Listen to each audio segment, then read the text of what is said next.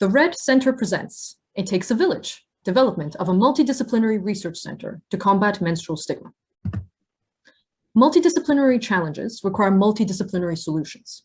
Thus, the Research, Education, Design, and Destigmatization, i.e. RED, Center for Menstrual Health was conceptualized with an aim to reduce menstrual stigma and build knowledge towards women and menstruators' health. By pooling our team's expertise in healthcare, chemistry, fine arts, and sociology.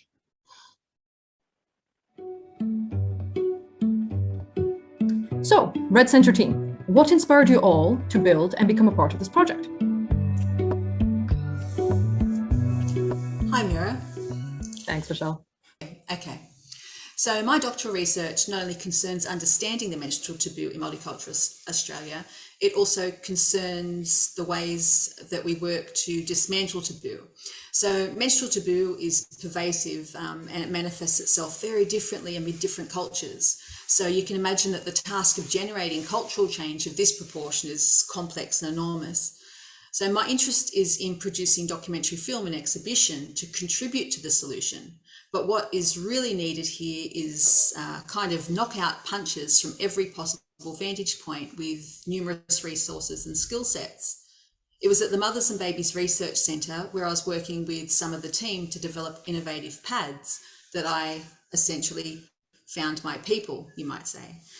So other researchers from very varied fields that were united by this shared passion for dismantling menstrual stigma.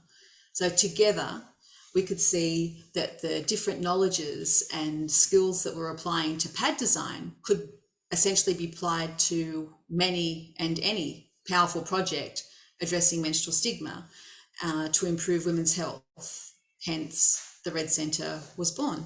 Thank you, Michelle. That was great. I think following on from Michelle's points, as people, we're very much pattern recognition machines and are very well attuned when something doesn't seem right in the environment. For me, especially, menstrual taboo was ever present throughout my childhood, especially in school, in the way friends were encouraged to discuss this aspect of our lives. And as I got older, I became more interested in public health. Period poverty and stigma became an ever-present but invisible elephant in the room and really impacted women and young girls and other menstruators' health, but nobody really seemed to be talking that much about it. So naturally, I became quite angry with that, and anger is great fuel. And I started talking with Michelle, who is also fascinated by the subject, as you've just seen, and Ishue, and I knew from very early on that our diverse ranges of expertise could really sharpen this vision of making menstruation and women's health a more open topic of discussion and improve education around it, and create something, ultimately, that's very fun and very vital. I was a pure lab-based researcher before I joined the Red Center, and one of my projects is the manufacture of eco-friendly materials, which is very consistent with the Red Center's concept. And their passionate and energy deeply touched me. The center is doing something that may change the world, improve women's health. That is super cool to me. So to my very delight, I became a member of the Red Center. So I became involved with the Red Center quite serendipitously. Prior to the Red Center forming, I had watched a presentation about some menstrual projects by a couple of members of this group, and I was in awe, and I thought they were just doing the most important work. And so I reached out to them, and I guess the rest is history. I've always been quite interested in women's health and advocacy, but my passion for periods was particularly sparked when throughout my medical degree, we learned about menstruation, but we only ever learned about the medical side. And no one, I don't think, ever mentioned the words period poverty. There was no mention of the environmental side, and it was just very medicalized. And I thought that there's more to periods than a 28-day cycle, and I thought it was important to explore that. I also was lucky enough to do a placement in Nepal when I was in my third year, and I met up with Dr. Sharma, who I believe Roger will talk to you about, and he's an incredibly passionate man doing incredibly important work, and that added fuel to the fire, and it's been burning ever since. Fantastic. Thank you very much, guys. So first up, we will discuss Professor Roger Smith's work in driving broad-scale cultural change in Nepal, a foundational pillar for the Red Center. So my interest in red is related to how important the status of women is for our global health. To me, climate change and economic migration are major challenges for the world today. And these are partly driven by population growth. And population growth is determined by the level of women's education, as shown on this slide. The more years of schooling a woman completes, the lower her total family size is likely to be. So she's going to be able to look after those children better. And they're not going to wind up being displaced persons moving across our planet in search of resources. And the smaller numbers are likely to lead to less climate change in the future. So that's where I'm coming from when I get involved in RED. As an example, girls are twice as likely as boys to never start school. A horrendous problem that I think it's really important to try and address. And one way of addressing this is to challenge the taboos and stigmas around menstruation that impacts on schoolgirls, particularly in lower income countries, but even in Australia. Menstruation can impact on the ability of girls to complete their schooling. With Binod Sharma, one of my PhD students, we've successfully lobbied the government of Nepal to provide $6.4 million worth of funding to give every schoolgirl in Nepal a sanitary napkin. This was done on television in Nepal, on Nepalese ABC TV, and you may be unaware of it, but to actually speak about menstruation on national television in Nepal was quite an extraordinary event where such things are not normally discussed at all. So that was part of our program. We also interacted with all the political leaders of the different provinces of Nepal and their female representatives, as shown here. The sanitary napkins program was also instrumental in helping disabled people in Nepal who were actually engaged to produce the sanitary napkins. And this is an example of their work. So I'm really excited about the role of RED nationally and internationally in raising the status of women and helping to ensure girls have equal opportunities with boys for education. Next up, we have Michelle Welcome introducing the concept of the menstrual taboo. Thanks, Mira. We're hearing more and more about menstrual taboo, and this is a great thing. But it's been around for a long time. In fact, it's even said to predate language. So what is this menstrual taboo and why is it so important to RED to be combating it? Menstrual taboos are the social constraints forbidding women and others who menstruate from engaging in activities or customs based on societal or religious beliefs. Interestingly, the word taboo is said to have first been coined by Captain James Cook, and linguistically hails from Polynesia. Taboo, referring to something too powerful to discuss. And this is a notion that can be observed still today. Even the euphemisms used to describe menstruation highlight that this everyday biological function still can't be openly discussed. Across most societies, taboo perpetuates negative attitudes, shame and silence, characteristics that are also exploited in Western society through menstrual product advertising, which frames menstruation as a medical dilemma to be managed privately. Harnessing the menstrual taboo, menstrual hygiene and pharmaceutical companies peddle notions of shame and secrecy by proffering that to hide menstruation is to normalise it. After all, abnormal, leaky bodies are abject and sit outside society's construction of the ideal, right? With that, menstruators' bodies are positioned as objects to be dominated and managed. It might be said that much like their menstrual periods, women and others who menstruate have been largely robbed of being seen or heard of socioculturally across history. However, when many people in a society question a taboo or break that taboo, social change is possible.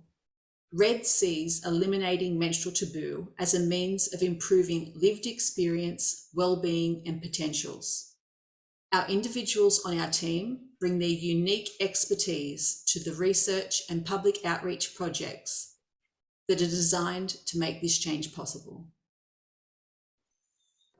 Our multidisciplinary approach to combating menstrual stigma and promoting menstrual well-being involves the development of ergonomic and environmentally friendly period products, also little studied population research into menstrual consumption trends and menstrual health during the current global pandemic, and the creation of an annual conference combining humanity and science experts to push the limits between the two disciplines.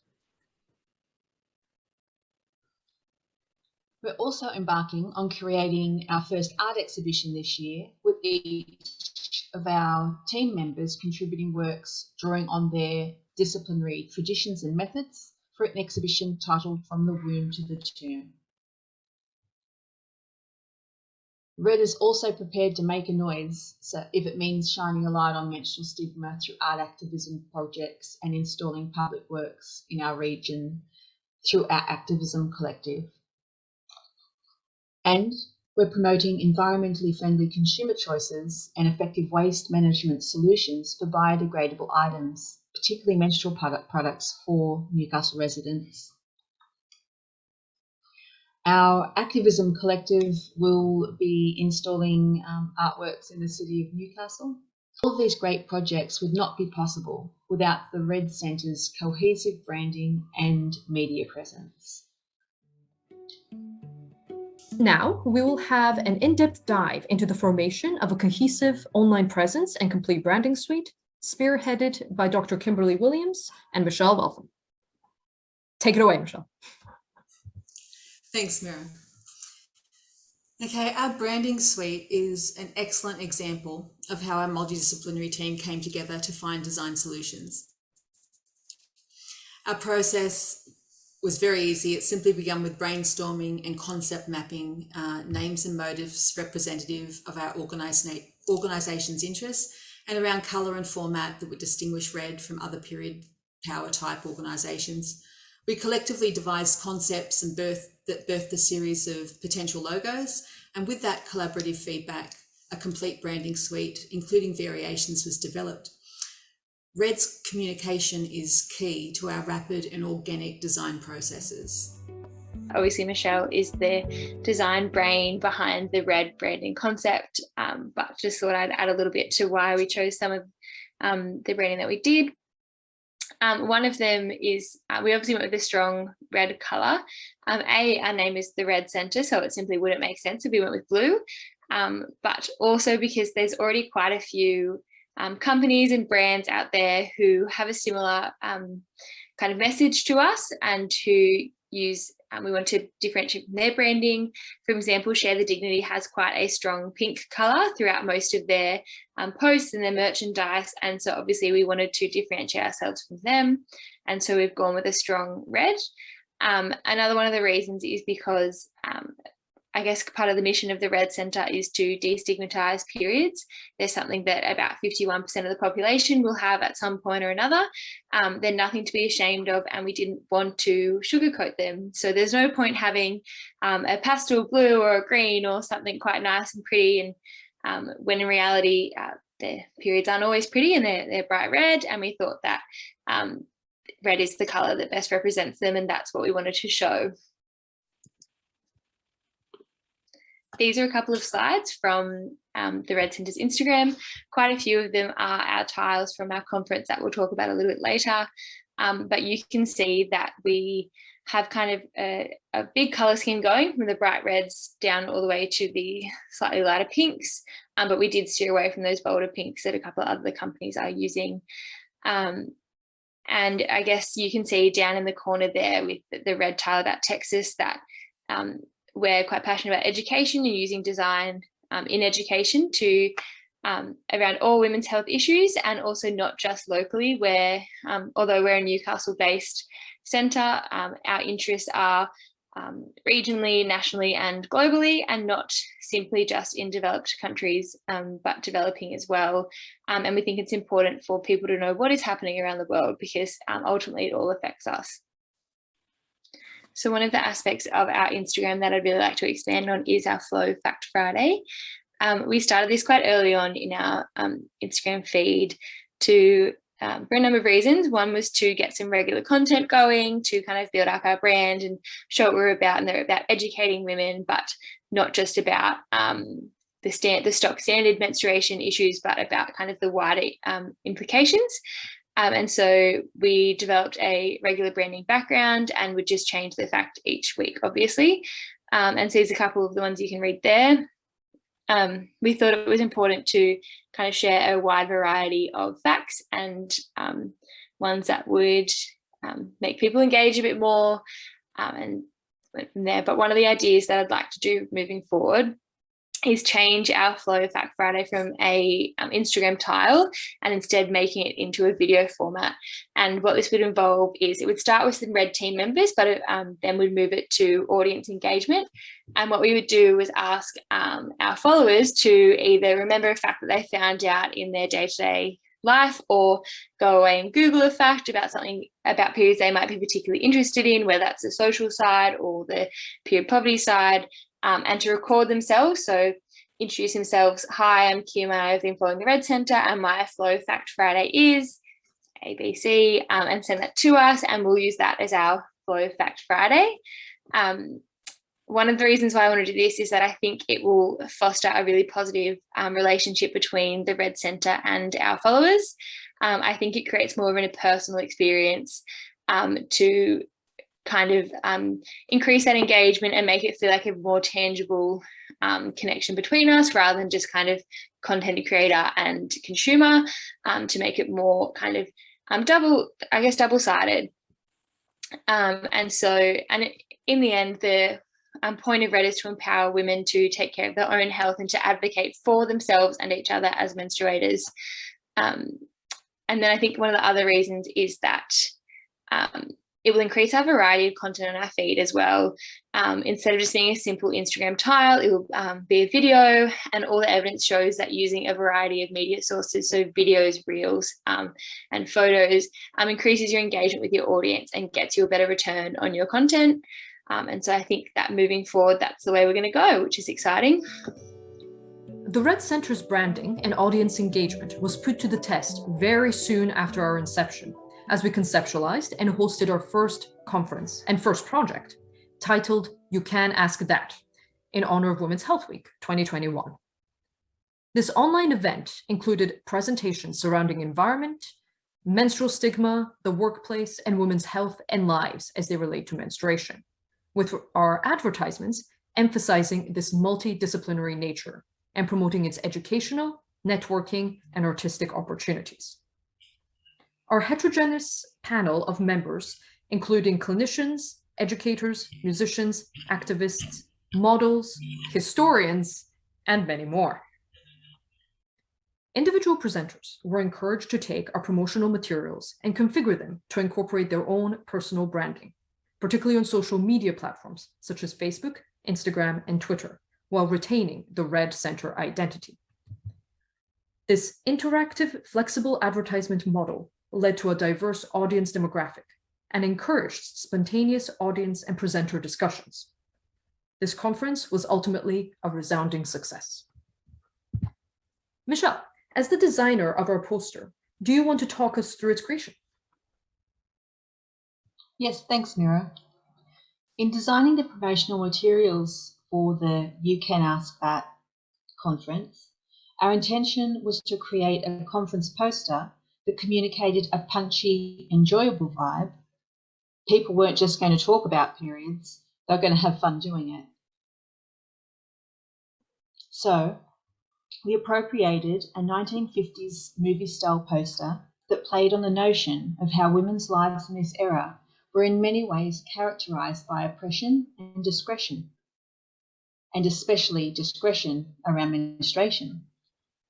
Yeah, while these sorts of posters were often depicted in pastel hues back in that era, we decided to subvert this aesthetically with reds. The last thing we wanted to do was align menstruation discussion with the infantile, or to sugarcoat it or trivialise the importance of menstruation health. One of the things that I think is really important to mention about our You Can Ask That conference is that the Red Centre wasn't launched into the public sphere until exactly 2 weeks before the event. So we didn't exist at all, basically. We had no Instagram, no Facebook, no one knew about us until exactly 14 days prior. And in that time, we managed to contact and lock in all our panel members. We managed to get at our promotional material. We managed to get events up and running. And in just that short time, we sold over 100 tickets, which I think is a huge credit to the synergistic nature of the Red Centre. I think that's one of the overlooked sides of collaborative practice, is that it's not only about your experience and your skill set that you bring to a team, but also your connections. And I think that one of the great things about the Red Centre is that we have so many connections, and we have so many different connections in different fields that we could get educators, we could get medical professionals, we had an elite athlete on the panel, we had designers, comedians, we had youth workers, and I think we had such a variety of people in our panel and our audience that the combination of expertise from both sides was just an incredible event to be a part of. And I'm really proud of what we achieved, and I can't wait for it to be a bigger and better and hopefully in-person event in 2022 and moving forward.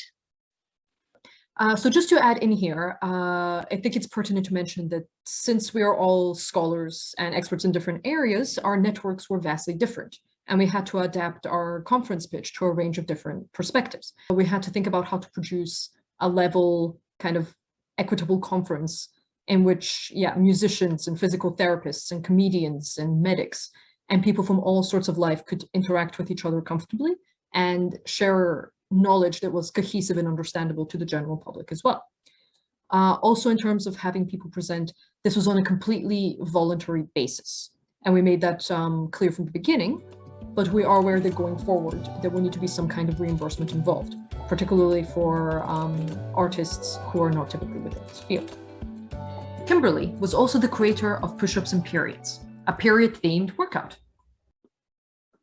So Push-Ups and Periods was an event I ran for the Red Centre and it was run for all the health students in the footprint of the University of Newcastle Department of Rural Health.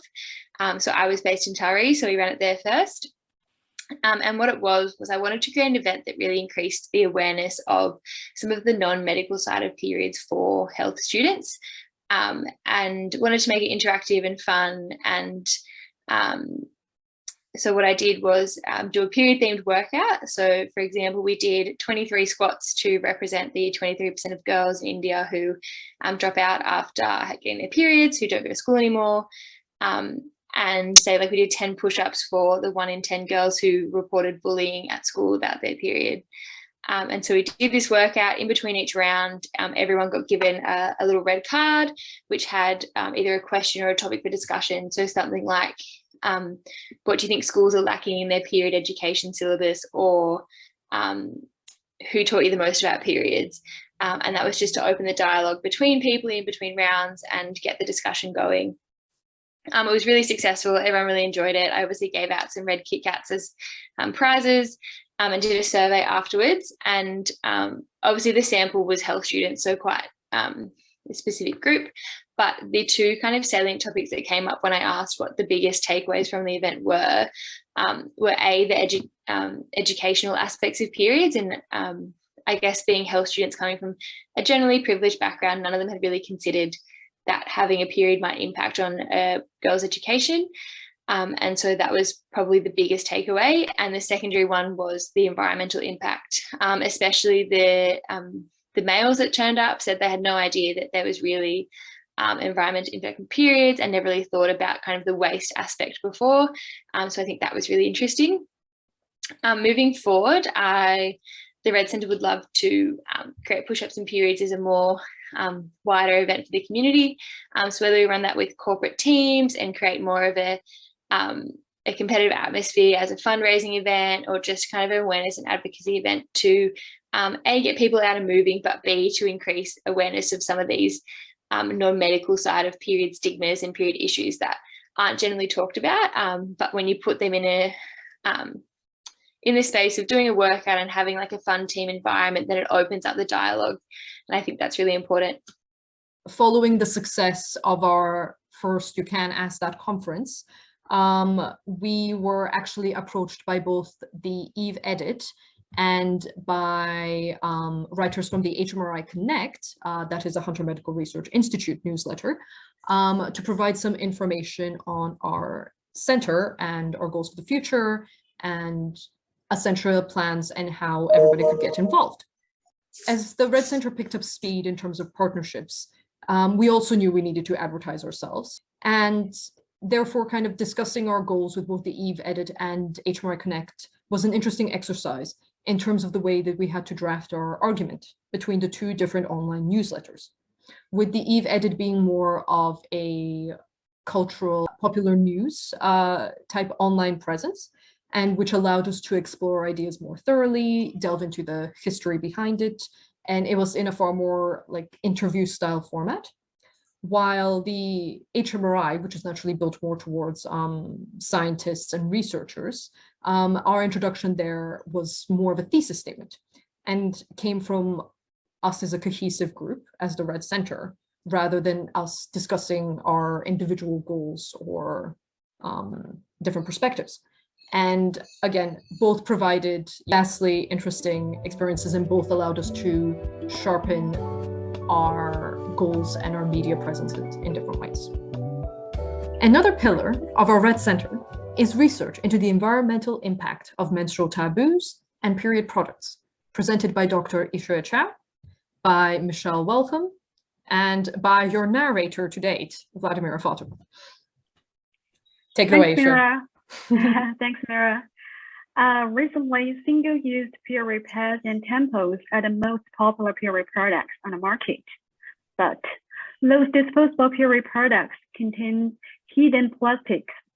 With over 45 billion menstrual products used every year, there's a lot of plastic waste. An experiment found that one pack of the conventional sanitary pads contained the equivalent of 5 plastic grocery bags. Tampons can also have plastic within the product.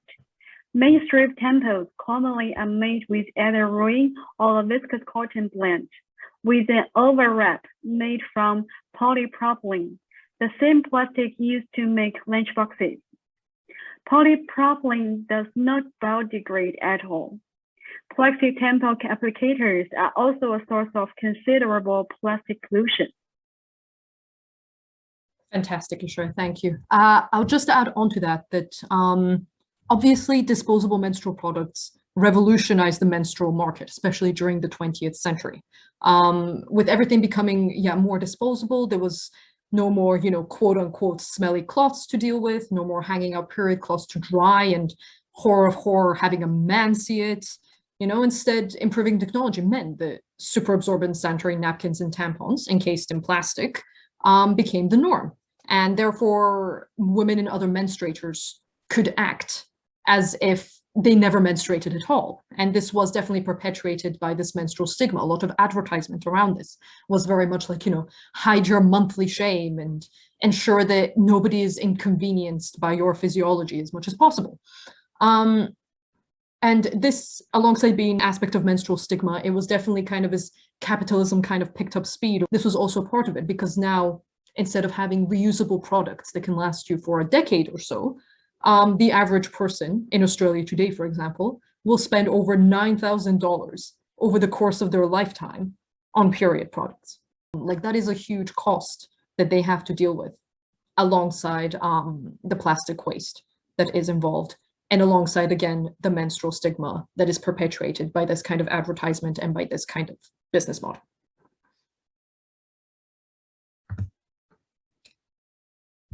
Go for it, sure. Thanks, Mira. Period poverty is another issue globally, where financial constraints prevent girls and women of any age from accessing sanitary products for their periods.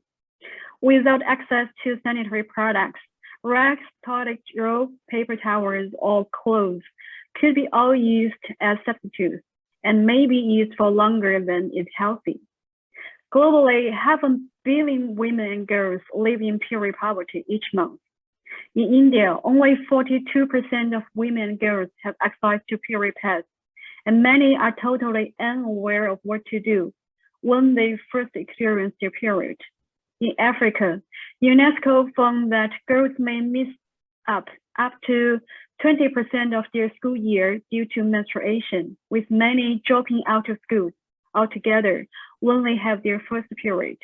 In the UK, Plan International found that 1 in 10 girls aged between 14 to 21 has been unable to afford sanitary products.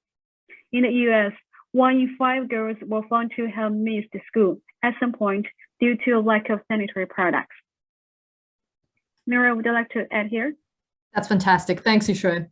Yes, as Yushui pointed out, period poverty is occasionally a misleading term, because while yes, it absolutely relates to a lack of access to period products, it is more insidious and kind of more endemic than that. Period poverty could be a teenage girl missing out on vital schooling because she doesn't have pain relief, or she doesn't have the sanitary towels needed. Period poverty could be a father shaming his daughter because she happened to leak on the couch. And period poverty could be menstruators withdrawing to freezing huts to ride out their menstruation, or sitting in soiled clothes because there aren't enough private, safe washrooms for them to change their pads comfortably. Period poverty is dangerous. And in the cases of climate change or global pandemics, it is women and other menstruators who bear specific, avoidable physical and mental health burdens as a result of it. Okay, take it away, Isha. All right. There are some recycled and reusable period products currently on the market, such as period cups and underwears, which is eco-friendly and cheaper, but the absorbent capacity of those reusable products is not good enough, especially for people with heavy flow. With multidisciplinary expertise from artists, chemists, biologists to clinicians, the Red Center is also aiming to develop a novel product which is not only safe, biodegradable, and reusable, but also super absorbent and fashionable. We would also like to feature our product to be antibacterial and user-friendly. The period product development process normally includes 4 steps. First step is the design and lab-scale synthesis of the biodegradable and super absorbent materials that will be incorporated into the period products. We need to read massive related academic publications and then narrow down our insights into several series of materials that potentially meet our requirements. Next is to make those materials happen in our lab. Lab-scale synthesis, the targeted materials with chemistry and biochemistry skill sets. It is noteworthy that we need to strictly control the impurities and keep zero for every single step. After having some targeted material samples by hand, next step is to examine the physical and biological properties of those samples. For example, the absorbent capacity test, antibacterial test, safety test, biodegradability test, microscale pattern, physical flexibility test, and so on. 1 or 2 samples will be filtered out in this step due to the optimal physical and biological properties. Or maybe none of them works well at this stage, then we will have to start from the beginning. After thousands of failures, 1 or 2 samples maybe pass all the lab tests and go to the next step, human test. Our fabulous artist Michelle created some beautiful testing pockets with different layers of inner inserts. Michelle, would you like to introduce your design? Yes, thanks, Isha. So these test pockets were developed very hastily, simply out of fabric remnants for the purpose of testing Isha's products without exposing human skin to the lab materials, and so that the strips of gel could be added and removed really easily. I provided different layers of materiality for differing rates of absorption while testing, and a leak-proof barrier layer as well. So if the product didn't work, the tester wasn't going to have to clean up a lot of spills.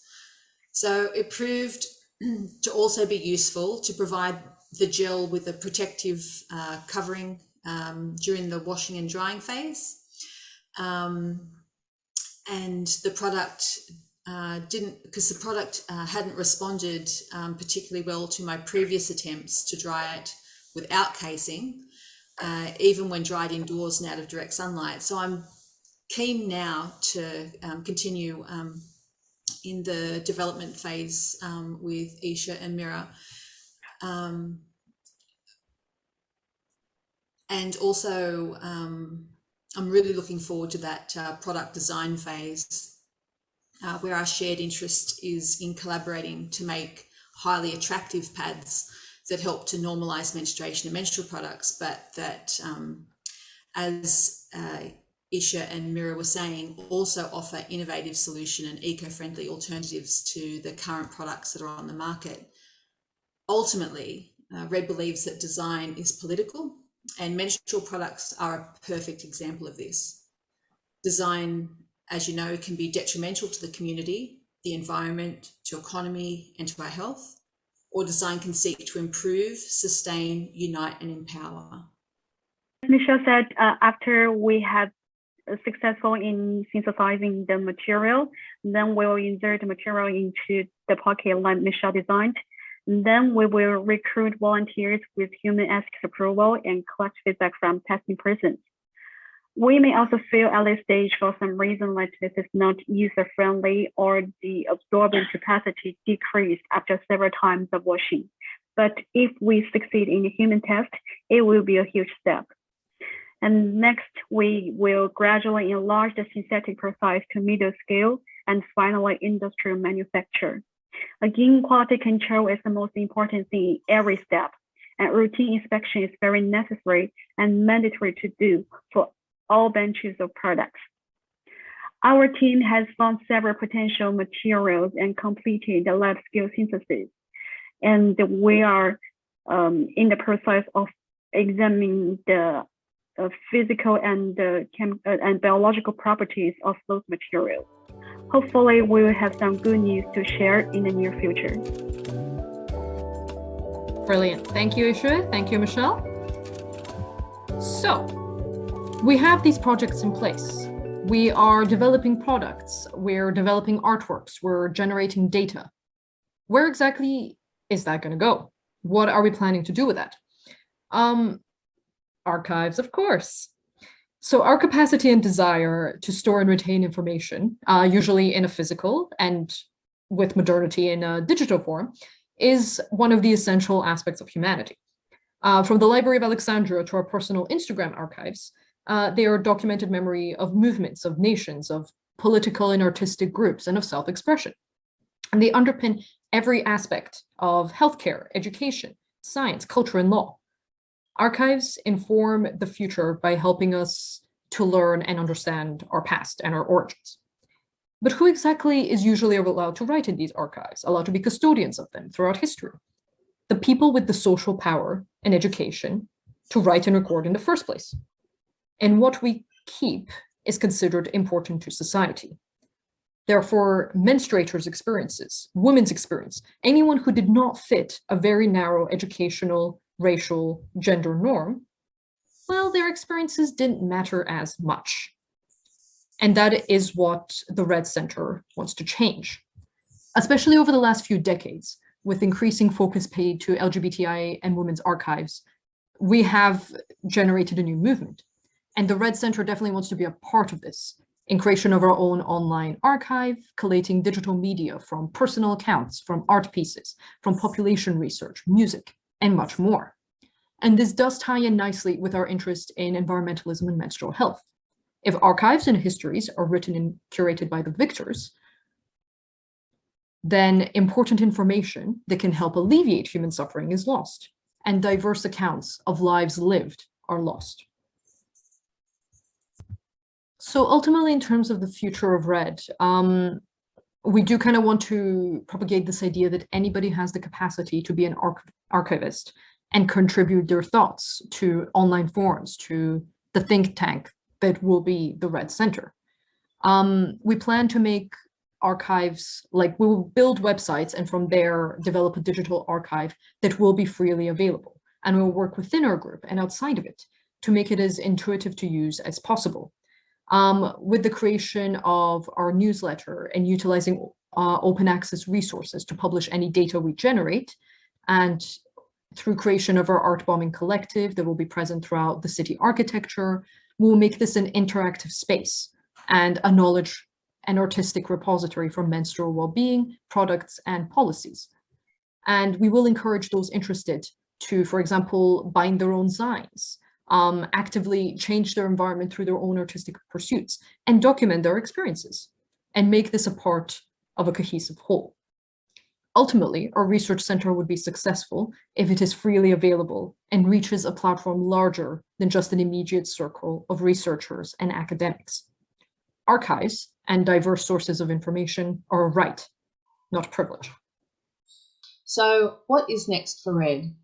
During the colloquium, we've discussed some of our projects for 2022, including innovations in menstrual product research, our public outreach programs, the upcoming curatorship, where our multidisciplinary team will draw on their respective fields' traditions and methods to complete contemporary works.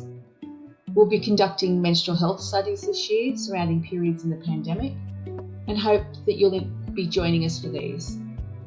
Today, we've also discussed the array of expertise and skills of our team members, which clearly offer a solid foundation on which RED will continue to build on to find solutions to defeat menstrual stigma and improve health outcomes for all. And we would love to have your support here. So, if you're interested, do join our focus groups and online questionnaires. Do support our sustainability initiative to deliver eco-friendly options to consumer residents in Newcastle and other LGAs of New South Wales. And if you would like to contact us, and we would love to hear from you, you can find us on Instagram, Facebook, or Gmail. Thank you for your time today.